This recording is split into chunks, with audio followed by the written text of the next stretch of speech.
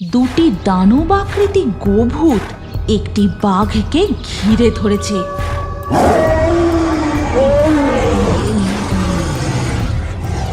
আজ যেন শিকারী নিজেই শিকারে পরিণত হতে চলেছে।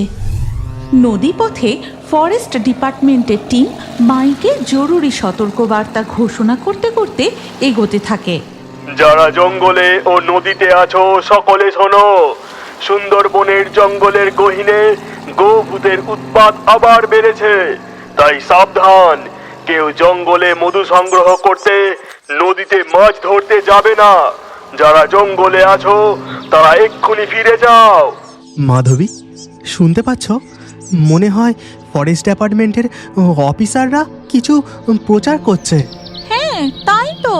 ভালো করে শোনো তো কি বলছে। সকল সুন্দরবনবাসী ও মৎস্যজীবী মাঝিদের উদ্দেশ্যে ঘোষণা করা হচ্ছে যে গভীর অরণ্যে গোভূতের উৎপাত আবার বেড়েছে, তাই যারা জঙ্গলে মধু সংগ্রহ করতে গেছো তারা এক্ষুনি বাড়ি ফিরে যাও। হরিণভাঙা নদী ও কালিন্দির খাঁড়িতে মাছ ধরতে যাওয়া এখন বন্ধ থাকবে। শুনছো কি বলছে? এই জঙ্গলে নাকি গোভূতের উৎপাত আবার বেড়েছে। এখন কি হবে? মধু কাটতে বেরিয়ে যখন পড়েছি, তা মধু না নিয়ে কেমনে বাড়ি যাই বলো? চলো চলো, কিচ্ছু হবে না। আজ না হয় একটা মৌমাছি চাক ভেঙে ফিরে যাব। এই বলে কালু ও তার স্ত্রী মাধবী ফরেস্ট ডিপার্টমেন্টের সতর্কবার্তা উপেক্ষা করেই জঙ্গলের আরো গভীরে প্রবেশ করে। কই গো মাধবী, আমরা তো অনেকটা ভেতরে চলে এসেছি। এখানেও মৌমাছির চাকের কোনো চিহ্ন নেই। এত দূর যখন এসেই পড়েছি, আর একটু চলো না। আমার মন বলছে আর কিছুটা গেলেই আমরা ঠিক মৌমাছির চাক পাবো। কালু ও মাধবী জঙ্গলের আরো গভীরে প্রবেশ করতেই তারা গাছের ডালে একটি মৌমাছির চাক দেখতে পায়। তোমাকে বলেছিলাম না, আর একটু গেলেই আমরা ঠিক মৌমাছির চাক দেখতে পাবো। হ্যাঁ হ্যাঁ, কিন্তু এই বিদঘুটে পচা গন্ধটা কোত্থেকে আসছে? উফ, বাবারে বাবা, এখানে যে টেকা দেয়। আরে বাবা, নাকটা ঢাকা দিয়ে তাড়াতাড়ি কাজে লেগে পড়ো।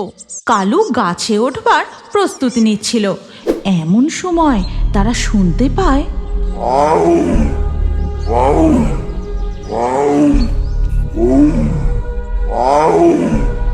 সর্বনাশ! মনে হয় 7-10 মধ্যেই বাঘটা আছে। একদম চুপ, আওয়াজ করো না। কালু আর মাধবী তাড়াতাড়ি করে গাছের আড়ালে লুকিয়ে পড়ে। তারপর তারা দুজনে দেখে সুন্দরবনের বিখ্যাত রয়্যাল বেঙ্গল টাইগার 7-5 সাতেক দূর দিয়ে হুঙ্কার দিতে দিতে যাচ্ছে। ঠিক তখনই বাঘের হুঙ্কারের শব্দ ভেদ করে আরও একটা অদ্ভুত গর্জন ভেসে আসে। বাঘটি সাথে সাথে চুপ করে যায়। মাধবী দেখো, বাঘটা যে দাঁড়িয়ে পড়লো। কি ব্যাপার বলো তো? আমাদের গন্ধ পেয়ে গেল নাকি? না না, ওই বিকট গর্জনের আওয়াজটা পেতেই বাঘটা থেমে গেল। মনে হয় ওই আওয়াজটাতেই বাঘটা ভয় পেয়েছে। এরপর আবার ওই বিকট অদ্ভুত গর্জন। এবার বাঘটা যেন ভয়ে দৌড়তে শুরু করে। আশপাশ দিয়ে এক ঝাঁক টিয়া পাখিও ভয়ে উড়ে যায়। বলছি শোনো না, আমাদের না আর এখানে থাকাটা উচিত হবে না। চলো আমরা বাড়ি ফিরে যাই। হ্যাঁ হ্যাঁ, তুমি ঠিক বলেছ। চলো আমরা বাড়ি ফিরে যাই। এই বলে মাধবী ও কালু বাড়ির উদ্দেশ্যে হাঁটা শুরু করে। কিন্তু কিছুটা এগোতেই হঠাৎ তাদের চোখে পড়ে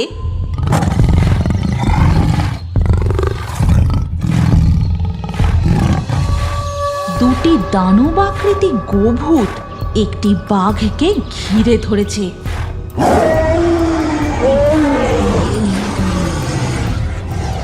আজ যেন শিকারী নিজেই শিকারে পরিণত হতে চলেছে। হে বনবিবি, রক্ষা করো আমাদের। কি ভয়ঙ্কর দৃশ্য!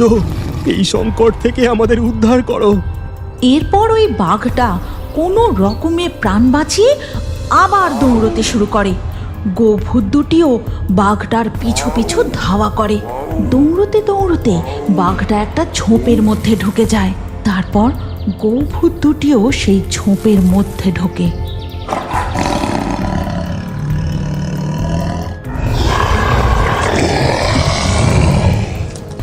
মুহূর্তের মধ্যে সব শান্ত। তারপর হঠাৎ শোনা যায়,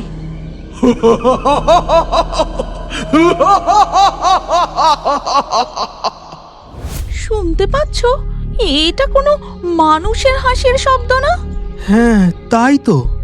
আর অদ্ভুত ব্যাপার, বাঘটাও তো ওই ঝোপের দিকেই ঢুকলো। নিজের চোখ আর কানকে বিশ্বাস হচ্ছে না। যেখানে দানবের মতো ভয়ঙ্কর গোভূত বাঘের শিকার করে, সেখানে মানুষের অট্টহাসি। মাধবী, এক্ষুনি এখান থেকে পালিয়ে চলো। এই জঙ্গল এখন আর নিরাপদ নয়। এই বলে কালু ও মাধবী কোনো রকমে প্রাণ হাতে নিয়ে তাদের বাড়ি এসে পৌঁছায়। এরপর ধীরে ধীরে সন্ধ্যা হয়ে যায়। কেটে যায় বেশ কিছুদিন। মাধবী, আজ কটা মাছ ধরে নিয়ে আসি। এইভাবে ভয়ে বাড়িতে বসে থাকলে পেট চলবে কি করে? সাবধানে যেও।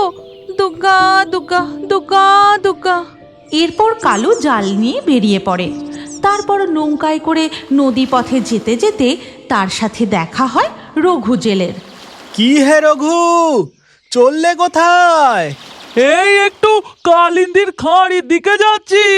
সে কি, তুমি জানো না জঙ্গলের গহীনে আবার গোভূতের উৎপাত বেড়েছে?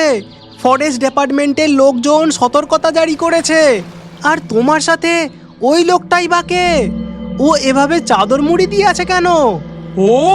ও পর্যটক, সুন্দরবন ঘুরতে এসেছে। সুন্দরবনের কনকনে ঠান্ডা তো, তাই চাদর মুড়ি দিয়ে আছে। আমি চললাম। রঘু জেলে তাড়াহুড়ো করে তার নৌকা নিয়ে নদী পথে জঙ্গলের আরো গভীরে চলে যায়। রঘু যেন আমাকে একটু এড়িয়ে গেল। কি ব্যাপার কি জানি। যাগ্গে, বুঝবে ঠেলা। এরপর কালু জাল ফেলে মাছ ধরতে থাকে। এমন সময় হঠাৎ সে দেখে এক ঝাঁক টিয়া পাখি ভয়ে উড়তে উড়তে চলে গেল। তারপরেই শোনা যায় বাঘের গর্জন।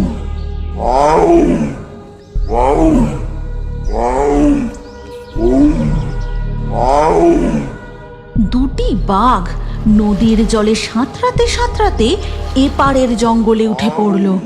সর্বনাশ! এইদিকে তো কিছুটা দূরেই গ্রাম, জনবসতি এলাকা। তবে লোকালয়ের ভয়ে এইদিকে তো কখনো বাঘ আসে না। না না, আমি তাড়াতাড়ি যাই।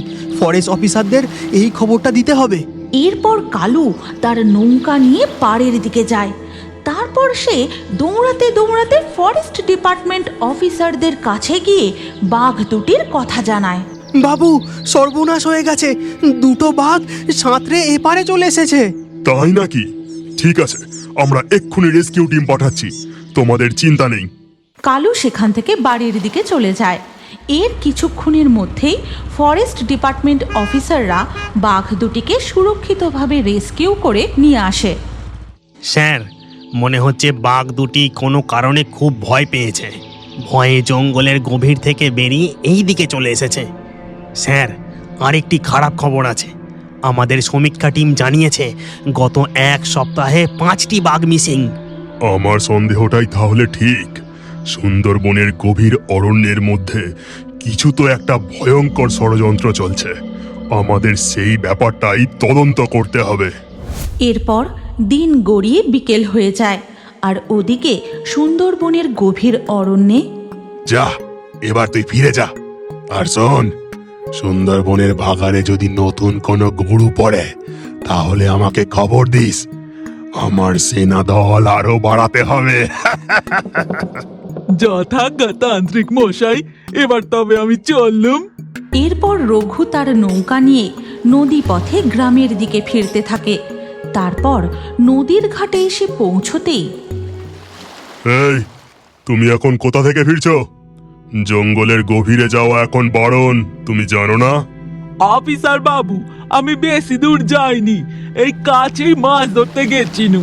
কিন্তু আপনারা এই সময় গ্রামের ঘাটে, কিছু বিপদ হয়েছে বাবু? আজ দুপুরে লক্ষ্মীকান্ত নামের এক জেলে দুটি পর্যটককে নিয়ে কালিন্দির খাঁড়ির দিকে জঙ্গলে গেছে। তারা এখনো ফিরে আসেনি। ওইদিকে এখন রেড অ্যালার্ট জারি করা আছে, তারপরেও ওই দুজন পর্যটক লক্ষ্মীকান্ত জেলেকে টাকার লোভ দেখিয়ে ওখানে নাকি বাঘ দেখতে গেছে। ও তাই নাকি? তাহলে তো ভারী বিপদ বাবু।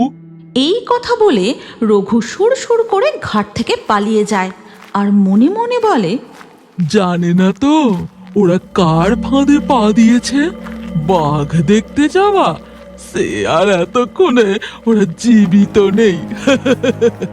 ওদিকে কালিন্দির গভীর জঙ্গলে দেখা যায় ক্লান্ত তৃষ্ণার্ত দিশেহারা একটি ছেলে। তুই কোথায় গেলি সৈকত? ফিরে আয়, আমার কাছে ফিরে আয়। মাঝিটাকেও যে আর দেখতে পাচ্ছি না, নৌকাটাও এখানে খালি পড়ে আছে। যাই, ওই দিকটাই একটু খুঁজে দেখি। ওই যে দুজন পর্যটক, তাদেরই মধ্যে এ একজন যে দিশেহারা হয়ে তার বন্ধুকে খুঁজছে। সে আর কিছুটা এগোতেই দেখে এক ভয়ঙ্কর দৃশ্য। এ কি, এত গভীর জঙ্গলের মধ্যে তান্ত্রিক, আর ওর পাশে খাঁচার মধ্যে বাঘ কেন? জেগে ওঠ, জেগে ওঠ আমার সৈন্যদল, জেগে ওঠ। সাথে সাথেই নীল আলোর মতো রশ্মি জ্বলে উঠে দানবের মতো গোভূত প্রকট হয়।